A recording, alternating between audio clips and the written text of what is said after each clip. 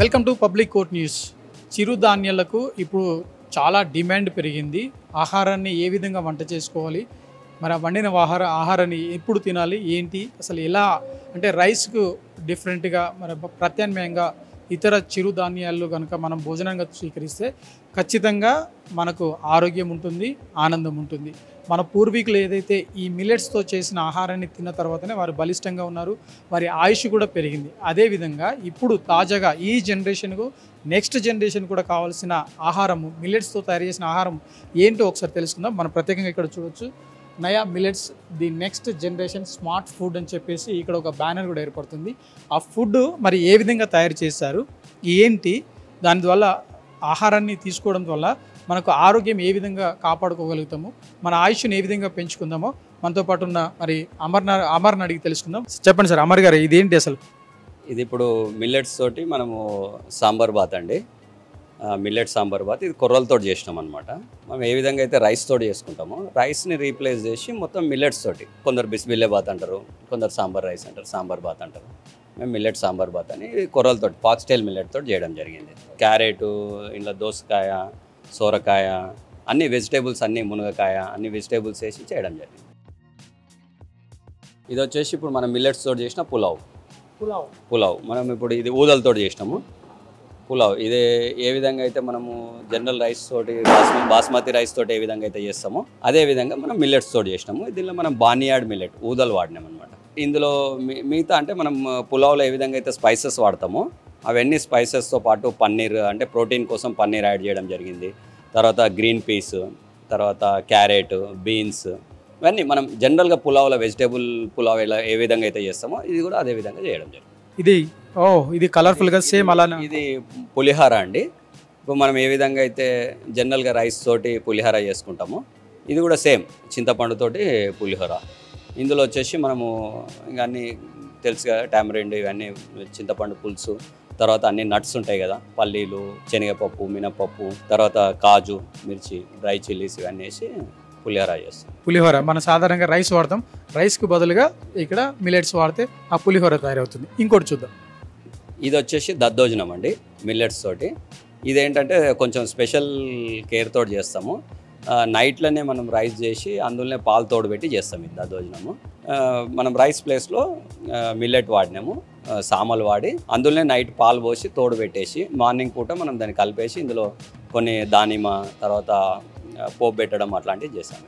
చాలా taste different. ఇది చాలా ఫర్మెంటెడ్ అండి. ఇది మన గట్ కోసం మంచిది అనమాట. ఇది ప్రోబయాటిక్ ఫుడ్. ఇప్పుడు ఈ ప్రోబయాటిక్ ఫుడ్కి ప్రపంచవ్యాప్తంగా చాలా డిమాండ్ ఉంది.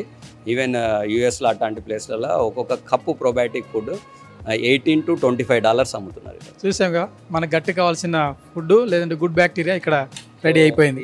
ఇది వచ్చేసి మనము కర్డ్లకు వేసుకోవడానికి కొర్రలతో చేసిన కొర్ర బూందీ. సాధారణంగా శనగపిండితో చేస్తారు, మనం ఏంటంటే ఇది కొర్రలతో చేసినాం. ఇది కొర్రలతో చేసిన బూందీ. సాధారణంగా శనగపిండితో ఎవరైనా చేస్తారు, కానీ కొర్రలతో చేసిన తినాలంటే ఈ మిల్లెట్స్ ఇక్కడ రావాలి. సో ఇది వచ్చేసి మనకు అరికెలతో చేసిన పాయసం అండి. జనరల్గా మనం పాయసం ఏ విధంగా అయితే చేసుకుంటామో అదే మనం అరికెలతో చేసినాం అన్నమాట. అరికెలు ఉడకబెట్టేసి బెల్లము, తర్వాత డ్రై ఫ్రూట్స్, గీ, వాటన్నిటితోటి దీన్ని తడకబెట్టి పాయసాలు కూడా చేసుకోవచ్చు. ఫుడ్డే కాదు, స్వీట్, హాట్, ఎనీ టైం. అది ఫ్రై లాగా చేసుకోవచ్చు, లేదంటే లూజ్గా చేసుకోవచ్చు, ఎట్లయినా వాడుకోవచ్చు. చూద్దాం ఇంకోటి. సో ఇది వచ్చేసి మనకు అంబలి అండి. అంబలి అంటే ఇది మనకు అమృతంతో సమానం అండి. ఇది కూడా ఫర్మెంటెడ్ అండి. ఇది కూడా కంప్లీట్ 24 hours ప్రాసెస్. ఇది మనం నానబెట్టి దీన్ని ఉడకబెట్టి పొద్దున రాత్రి కుండలో పోసి దీన్ని ఫర్మెంట్ చేసి మార్నింగ్ ఇంట్లో మజ్జిగ కలపడం జరిగింది. మజ్జిగ ఎందుకంటే మనకు లాక్టోస్ బ్యాక్టీరియా గురించి కలపడం జరిగింది. అంటే ఒక్కొక్క టైంలో డిఫరెంట్ టైం టేకింగ్ అయితే చాలా టైం టేకింగ్ ఉంటుంది. అవునండి. మొత్తం టోటల్గా ఈ ఫుడ్ అంతా మిల్లెట్స్తో చేసిన ఫుడ్డే. ఈ ఫుడ్లో డిఫరెంట్గా చేసుకోవచ్చు. అది మనము పులిహోర చేసుకోవాలన్నా, లేదంటే రైస్ కావాలన్నా, ఆల్టర్నేటివ్ రైస్కి బదులు కొర్రలు, ఊదలు, ఇంకా డిఫరెంట్ ఉలవలు కావచ్చు, చాలా మిల్లెట్స్ ఉంటాయి. ఆ మిల్లెట్స్ అన్నిటి కూడా మరి ఇక్కడ తయారు చేయండి. ఇంకొక స్పెషల్గా ఒకటి ఉంది, అదేంటో ఒకసారి చూద్దాం. జోవార్ ప్రోటీన్ బౌల్ అండి. ఇందులో ఏంటంటే జొన్నలతో చేసిందనమాట. ఇది జొన్నలను నానబెట్టి ఉడకబెట్టేసి వీటిలో మనం ప్రోటీన్స్ కోసము మూంగ్ దాల్ని పేస్ట్ చేసి ఈ గార్లిక్ ఇవన్నీ వేసి చేయడం జరిగింది స్పెషల్గా. ఇది కంప్లీట్ ప్రోటీన్ బౌల్ అనమాట. మొత్తం టోటల్గా న్యాచురల్ ఫుడ్, ప్రోటీన్ కావచ్చు, వైటమిన్స్ కావచ్చు, లేదంటే గట్టి కావాల్సిన మిగతావన్నీ కావచ్చు ఇక్కడ అందుబాటులో ఉన్నాయి.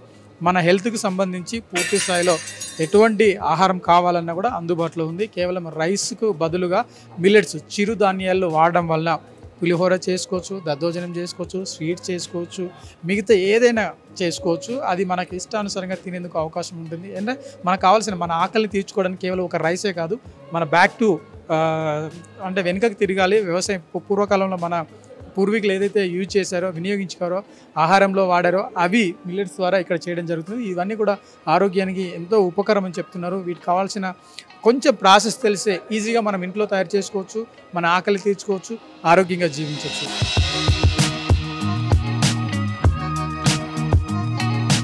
నమస్తే, నా పేరు సూర్యకళ. ఈరోజు గ్రామ భారతి 28 సంవత్సరాలు పూర్తి చేసుకుంటున్న శుభ సందర్భాన మనము గ్రామ భారతి సంత ఒకటి ఇక్కడ తార్నాకలో ఏర్పాటు చేశాము. మన స్పందనను బట్టి ఇది నెలలో ఒకసారి, 2 వారాలకు ఒకసారి అనేది మనం నిర్ణయించాల్సిన అవసరం ఉంది. వినియోగదారుల స్పందన చాలా బాగుంది. అందులో ప్రత్యేకంగా ఈరోజు ఆహారం, మిల్లెట్స్తో ఐస్ క్రీమ్, మిల్లెట్స్తో భోజనం, మనకు చాలా అరుదుగా దొరికేటి ఈ మిల్లెట్ ఆహారం అనేది మనం ఈరోజు మనకు వచ్చిన అతిథులందరికీ ఆస్వాదించేటట్టు మనం ఏర్పాటు చేసాము.